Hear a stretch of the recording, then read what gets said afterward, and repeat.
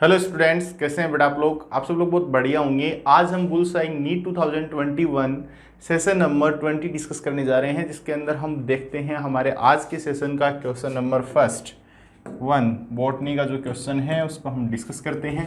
देखो यहाँ पे दिया गया है ग्लाइकोलाइसिस गिव राइज टू।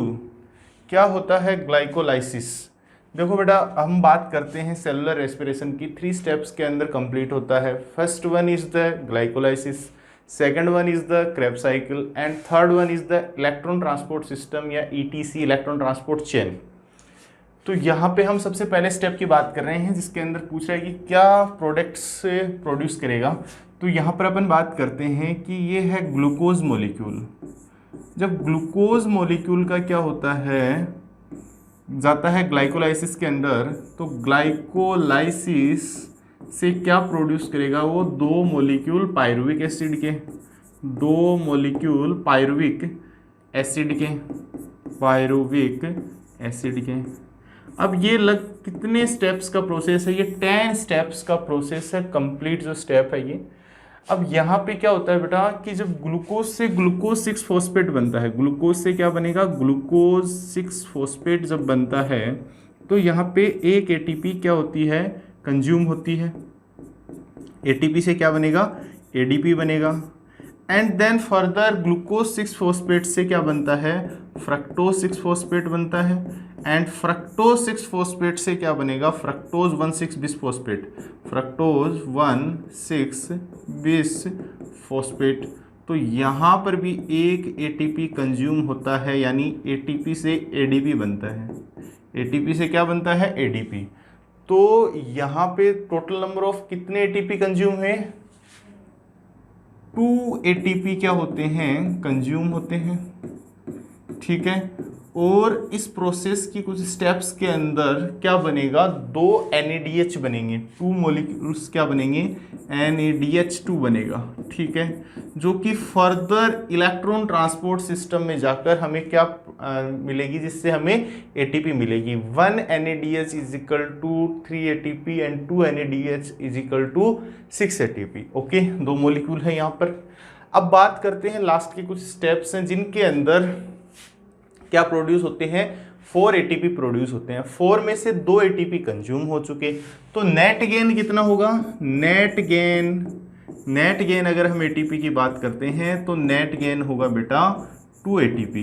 कितना होगा नेट गेन, 2 ATP। हमें टोटल नेट गेन जो हुआ वो कितना हुआ, 2 ATP का नेट गेन हुआ। अब हम हमारे क्वेश्चन पे आते हैं, देखते हैं यहाँ पे सबसे पहले दे रखा डायरेक्ट ATP दिखा रखे हैं इसने 8, तो ये तो कतई ही नहीं होगा।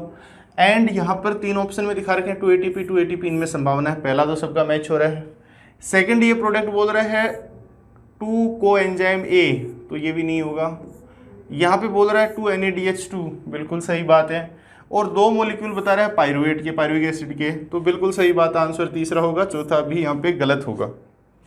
ठीक है, तो हमारे पास में इस क्वेश्चन का जो राइट आंसर है वो कौन सा है, answer number 3 is the right answer. Answer number 3 is the right answer.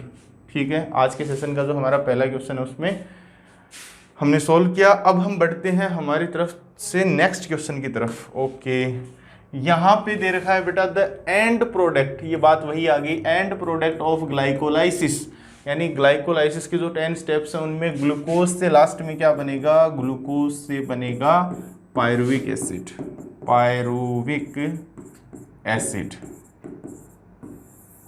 ठीक है, ग्लूकोज से बना क्या, पायरुविक एसिड बना। अब यहाँ पे दे रखा है क्या बनेगा, ग्लाइकोलेट बनेगा, एथेनॉल बनेगा। एनारोबिक कंडीशंस के अंदर फर्दर एथेनॉल का फॉर्मेशन करता है, लेकिन नॉर्मली जो पहले क्या बनेगा, सबसे फर्स्ट एंड प्रोडक्ट क्या बनेगा, ग्लाइकोलाइसिस का एंड प्रोडक्ट पूछा, ये ग्लाइकोलाइसिस हो गया, ग्लाइकोलाइसिस। अगर वो एनारोब कंडीशन रेस्पिरेशन करता तो डेफिनेटली एथेनॉल प्रोड्यूस करता। अब हमारे पास में ऑप्शन है ग्लाइकोक्सिलिक एसिड एंड CO2, ये भी नहीं होगा। एंड ग्लूकोज और हेक्सोज यूनिट्स, ये तीनों ही नहीं होंगे। तो आंसर क्या होगा, फोर्थ, कि यहाँ पे क्या बन रहा है, ग्लूकोज से 2 पायरुविक एसिड के मॉलिक्यूल बन रहे हैं। तो यहाँ पे बेटा ये नहीं होगा। इसी के साथ पे हमारा बुल्सआई का सेशन नंबर 20 जो है वो कंप्लीट होता है, और इस क्वेश्चन का आंसर है आंसर नंबर 4।